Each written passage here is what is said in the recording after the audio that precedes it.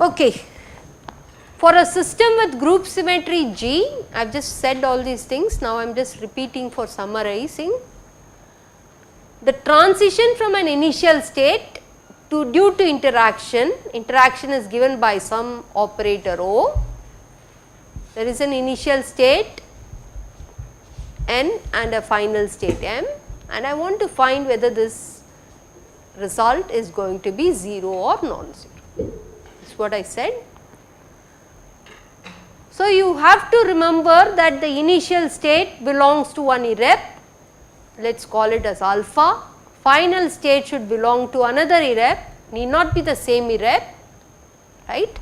This transition was not between the same irrep, this transition is between the same irrep. So, it does not really matter, it belongs to one irrep alpha, initial state, final state belongs to another irrep beta, alpha and beta could be same, alpha and beta could be different. Okay. And then the interaction operator also belongs to one of the irrep. Interaction operator is associated with an observable. So, that also you can give it as a irrep. Idea is that the integrand involves tensor product of the irrep associated with the final state, irrep associated with the initial state, irrep associated with the observable. Okay. The transition is allowed if the tensor product allows A1. Clear? In all these 1D you just got A1, right. If you are doing C4V, there is a E cross E which could give you A1 plus A2 plus something, right. So, you need to see at least A1 should be there in the tensor product, the irrep, one of the irrep should be a A1, then only it will be non-zero. Okay. So, this thing which I have written in principle could be a linear combination of, if it had a combination this will be 0, but that could give you non-zero. Okay. So, in this 1D there is no problem, you can see that from this table that it is only A1, you do not get a linear combination. Why you won't get a linear combination? 1D irrep with 1D irrep has to give you only 1D irrep, it cannot give you a 2D irrep to write a linear combination, but E cross E can give you. Okay. So, let us do some examples. Yeah. Yeah. So, such things happen, then we need to figure out how to do it, but right now I am saying most of the operators will have some association with the symmetry of the system. Okay. I agree with you. Okay. C4V is the 2-dimensional particle in a box. Okay. So, if you take C4V and look at electric dipole moment transition for system with C4V group symmetry, you have to first have this character table with the binary basis, primary basis and so on. Okay. So, first of all initial state let us say is in A1 irrep, final state is in A2 irrep, and I want this to be triggered by the dipole moment operator. Dipole moment operator belongs to the x and y component belong to E dimensional representation, z component belongs to A1 representation, right. If you take the z component, you can show that A1 times A2 is A2, right. You agree?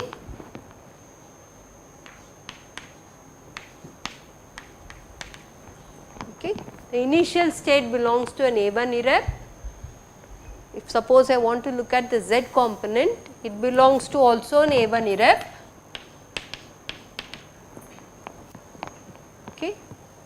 So, you can see that A2 times A1 times A1 will be A1 and A1 are like identity, it has to be A2, right. So, you can write this as some phi which belongs to A2, and the great orthogonality theorem says that A2 is not A1, it has to be 0. Okay. Clear? Which wave function in the 2-dimensional particle in a box belongs to A2? The one with eigenvalue -1, which one will happen? N being odd or n being even, you can check it. N being even may be A1 and n being odd will be A2 or something. Just check which one is the one which can belong to the, and then you can do that elaborately and check that these two answers are actually one and the same. Okay? Is that clear? Other thing is Px and Py. Px and Py belong to E, right. So, if I try to take psi star A2, Px or Py, I do not worry. So, this should be element of A2 tensor product E tensor product A1, right. A2 with E you can check in the character table. A2 with E is again E, okay. You can multiply in the character table. If you multiply A2 with E, because the negative ones are all 0 here, A2 with E is exactly E again. So, A2 with E is E and E with A1 will be again E. You all with me? What does it tell us? This transition, whether it is x component or y component, will also not happen. So, once I have found all the components is not possible, I make the statement that A1 to A2 transition, I am not even saying, I do not even know what are the levels and what are the energy. I am just saying if the initial state belongs to an irrep A1 and final state belongs to an irrep A2, due to an interaction which is the electric dipole moment operator, okay, none of the components will trigger such a transition from A1 irrep to A2 irrep. So, it is a forbidden process. Are you all with me? I have not done any algebra, anything. I am just arguing from group theory character table and using great orthogonality theorem that has to be 0. I am just saying this, that this is something which you also do in quantum mechanics. Wigner-Ricard theorem in the continuous version is mimicking this, okay. So, we will see at that point exactly what is happening there. This in the discrete context using great orthogonality theorem forces that the integrand has to belong to a unit representation, or it should at least contain unit representation. Okay, if you had E cross E cross E, it could give you a lot of linear combination, it should have A1 in it. If it has A1, it is non-zero. If it does not have A1, it is going to be 0. Okay. So, this is one thing which you have to remember, and sometimes what people do is that they just confine to the initial state and the final state, initial state and the operator, or final state and the operator, and see what you get out of this. If it is same as the initial state, okay, you can be sure that you will get a A1 in it. Okay. If you have seen E cross E will definitely have an A1.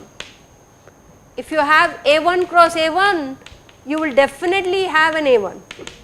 A1 cross A2, sorry, A2 cross A2, it will definitely have an A1. So, the same irrep tensor products typically will contain A1. So, this has some other combinations, but any same representation tensor product will contain an A1. Okay. So, you could do a combinations of these, not to do all the three, two of them tensor product. If it is same as this one, here anyway it is A1, so it is trivial, but suppose this was A2, then you know this product, if it is A2 or if it contains A2, you can still argue that you will have the transition allowed.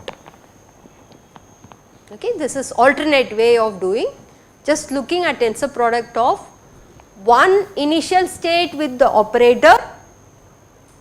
If you get in that irrep the same as the final state irrep, okay, then you get this argument that this will be associative property is all I am saying. Okay. Okay. Yeah.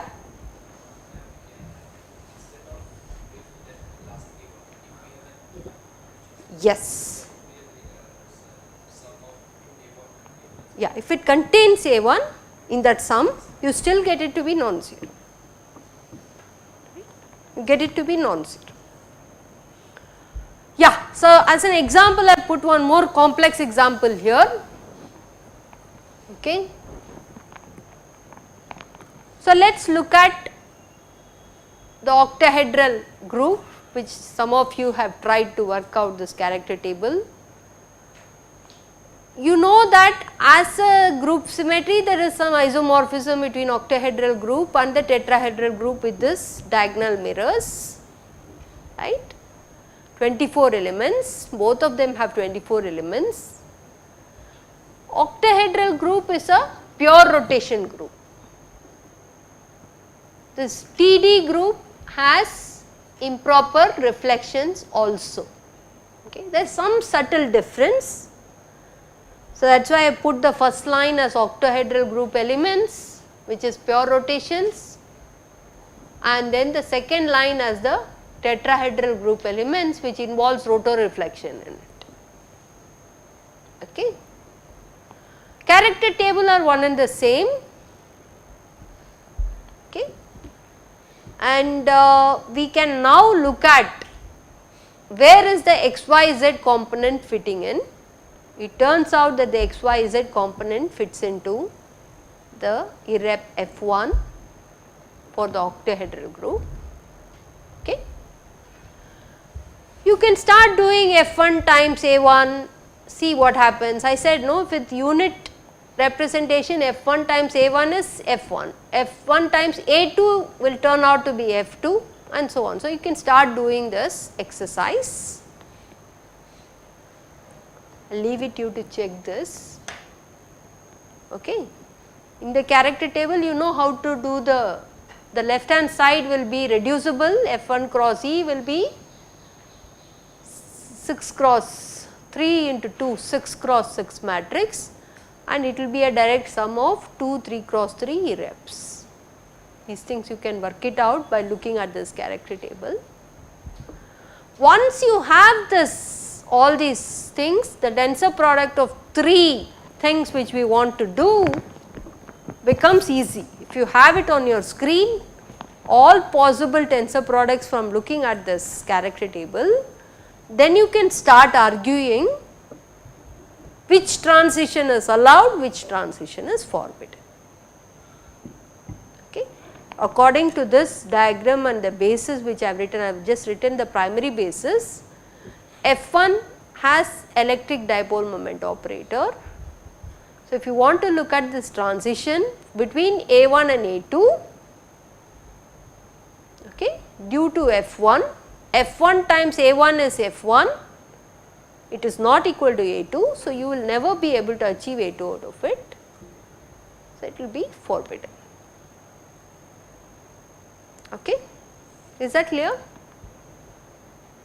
Similarly, you can also use the qxy, qxz and qyz as the 3 dimensional irrep which belongs to F2 of the octahedral group, and you can show that you can start looking at whether there is a transition due to quadrupole momentums.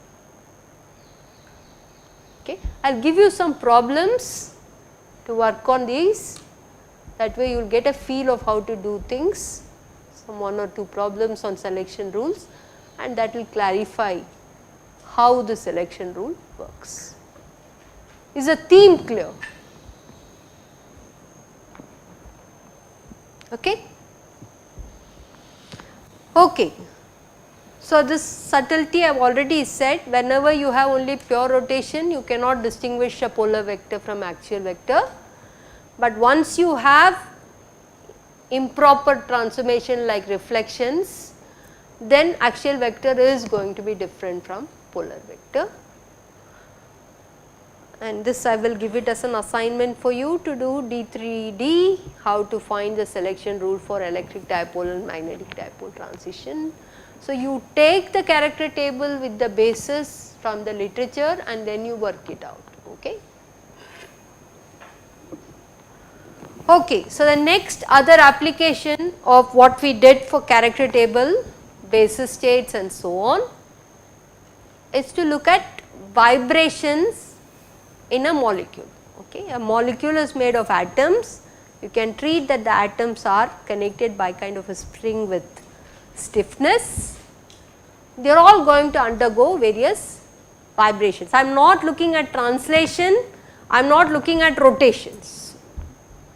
I am only looking at relative vibrations. Suppose you had 2 atoms together, it can either go there is only one direction in which it is going to oscillate, and you get this characteristic frequency, right, which is something which you all do. If you had a 2 atom, you can go into a reduced mass system and treat as if it is undergoing a simple harmonic motion with frequency omega. Right. Which one? No, the translation I am not looking at. Translation is both going together. The vibration is what I am looking at, both coming in and going out. Is that clear? This going is a translation, I am not looking at it. Good. Oops, some things are getting erased here, so it is okay. So, what I am saying is that there is a classical problem of 2 masses connected by a spring actually of stiffness kappa, and you know that there is a definite well known frequency for 2 masses, and that is given by the stiffness constant and the reduced mass. You know this. Vibration, slight displacement where it creates vibration, not the translation mode as he was saying. Okay. But suppose you start increasing the number of masses in the system, and need not be linear, it could also be non-linear like molecules like ammonia molecule or water molecule, then they also have vibrational degrees of freedom besides translation and rotation, which I am going to remove. How do I find those vibrational degrees of freedom? I will not be able to find the frequencies, but I should be able to find how those atoms are going to vibrate, which belongs to different vibrational modes. Okay. So, as the number of masses increase, the oscillatory motion, if you give a slight disturbance to the molecule, it undergoes oscillatory motion. It will be very complicated. I will show you a video, just it's there on the net, but it is nice to see in this context of what you do as an algebra. So, the oscillatory motion is very complicated beyond 2 masses, you have to start working it out. I am sure you would have done trilinear molecule in your class, okay, in classical mechanics, and number of vibrational degrees of freedom if there are n atoms, 3n will be the total degree of freedom in 3 dimension. 3 overall translation you can remove, all the atoms translated by a constant vector is not a degree of freedom, and there are 3 directions for translation. Similarly, there are 3 directions for rotations, you can rotate, you remove them. Okay. So, the number of vibrational degrees of freedom for such a molecule with these atoms is going to be always 3n minus 6. If it is a linear molecule, one of the rotation about that axis is not there. So, you do not have 3 rotational degrees of freedom, only 2 rotational degrees of freedom. So, in that case it will be, how many vibrational degrees will be there? 3n minus 5. Okay.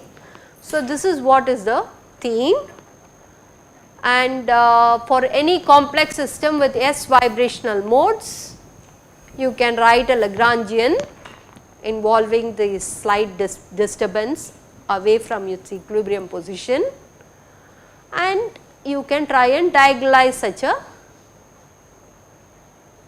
Lagrangian, right. M is some matrix which is S cross S matrix, K is another matrix, K has the potential energy, M is the one which incorporates the kinetic energy. So, it is kinetic energy minus the potential energy for a system with complex system or complex molecule with so many atoms, which gives you S vibrational degrees of freedom, right.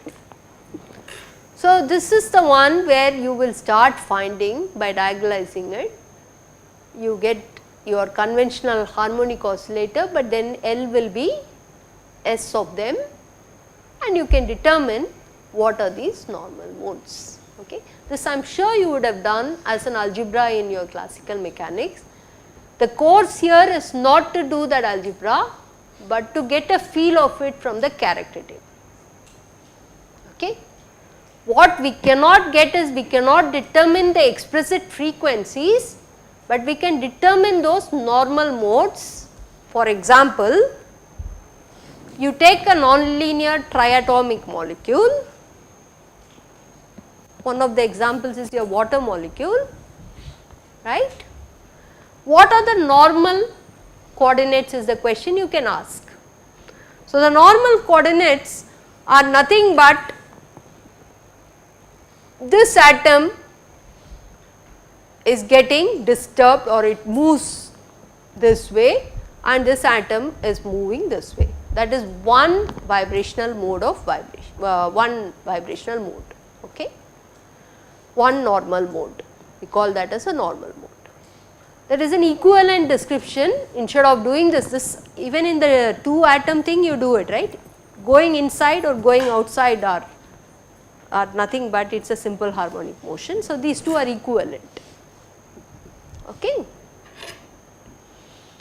The other case is a situation where both of them are undergoing stretching. This is asymmetric, this one is symmetric. Okay. And the third one will be the bond angle can keep changing. So, you can have these 3 vibrations. How many modes are there for 3 nonlinear triatomic molecule? 9 minus 6, which is 3 vibrational modes. The 3 vibrational modes are these objects which I have pictorially shown. Can we see these pictorially shown objects from our character table, projection operators, and get these 3 objects? Okay. So, that is the theme, and let us end with this 10-minute of video. This is a chem study film for use in the Chemical Education Material Study course in chemistry.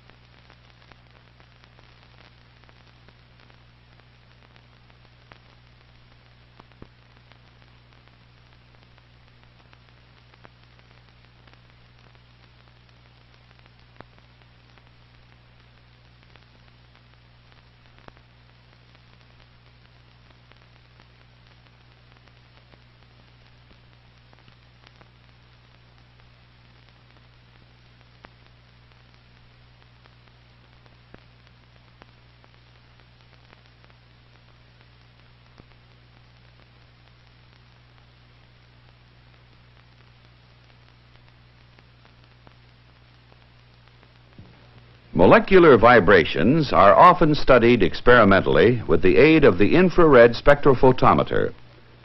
The molecules of a gas in an absorption cell will absorb certain frequencies from an infrared beam, depending upon their particular structures and modes of vibration.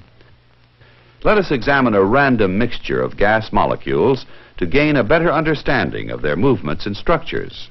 In slow motion, we can see that all these molecules have translational motion. Molecules containing more than one atom can also rotate and vibrate.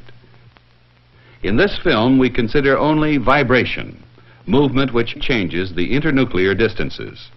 Sometimes vibration is simple in form, as in this diatomic molecule.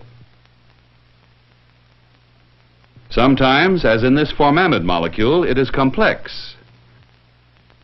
But what appears here to be a general vibration can be resolved into simpler, basic vibrational patterns, which are known as the fundamental or normal modes of vibration.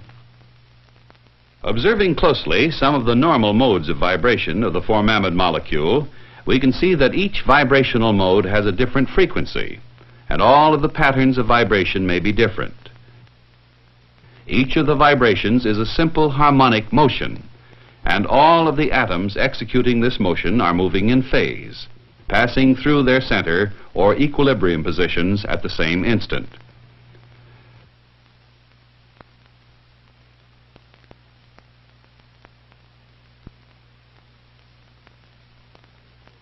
The number of possible modes of vibration a molecule may have is determined by the number of atoms it has.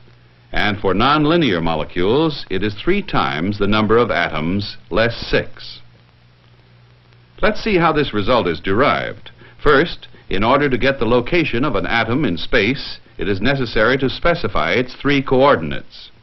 If n represents the number of atoms in a molecule, it follows that a total of 3 times n coordinates are required to specify the positions of all the atoms. There are many ways of designating these positions in space. For our purposes, however, we choose a particular set of linear and angular coordinates. First, 3 of these 3n coordinates are used to locate the position of the center of mass of the molecule.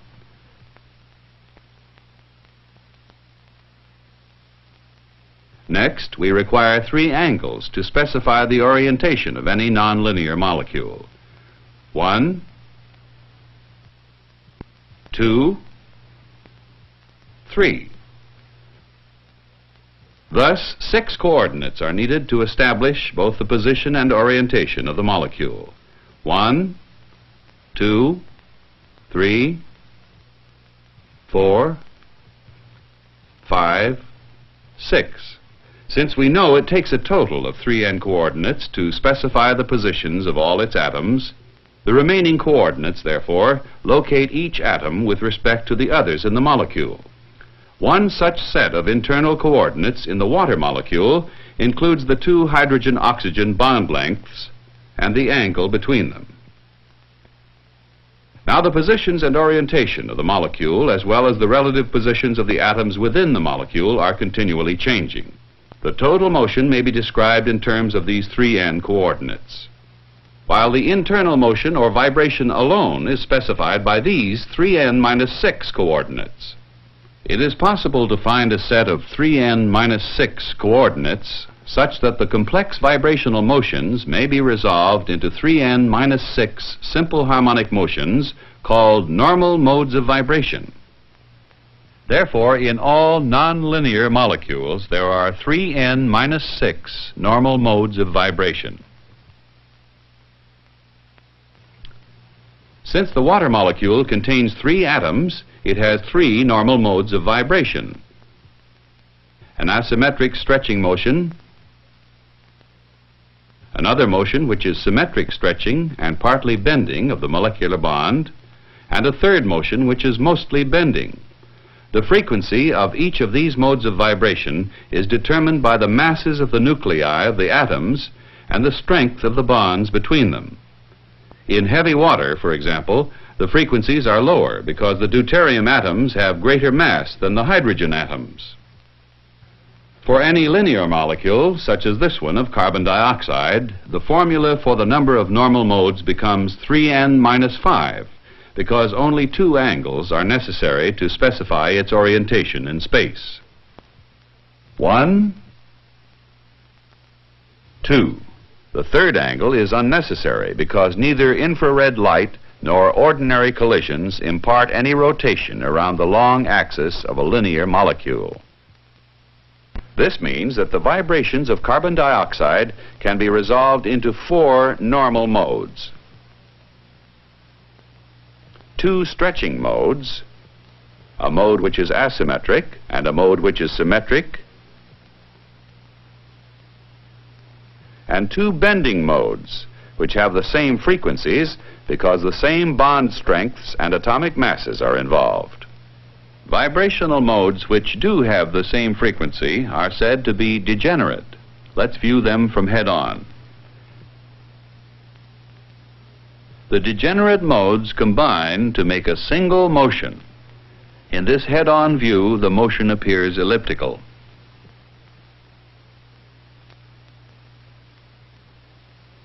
Next, let us examine methane, which has 5 atoms, to determine its modes of vibration. According to the formula, its vibrations can be resolved into 9 normal modes. One mode is this totally symmetrical stretching mode, also called breathing mode.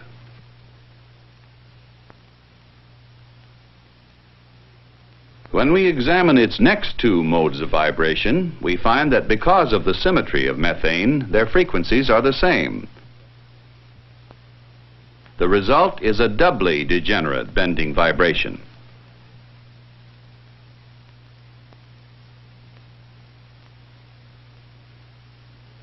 When we look at the next 3 modes, we find that since the masses and forces are identical,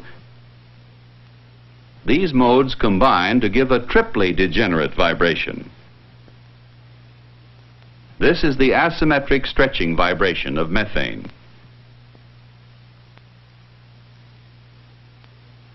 The remaining 3 modes are also triply degenerate.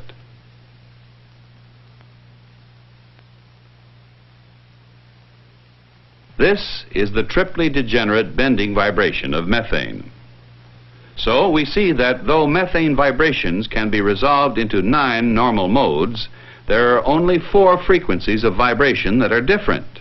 Therefore, methane is a good example of a degenerate system.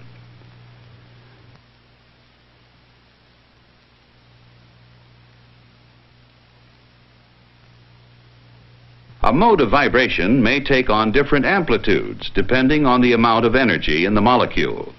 The movement of this carbon monoxide molecule represents its vibration in its lowest energy state. By collisions, this carbon monoxide molecule can be raised to states of higher energy which have the same frequency but greater amplitudes. By the same means, a molecule can drop back to lower energy states. The same thing can occur through the action of light, by absorption or by emission.